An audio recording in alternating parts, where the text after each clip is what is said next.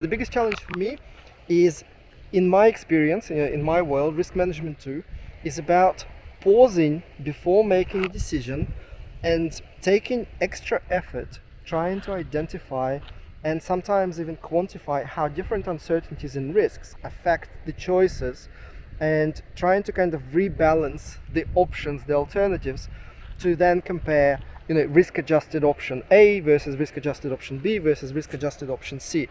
And it takes effort. It takes a lot of effort, both from the decision makers.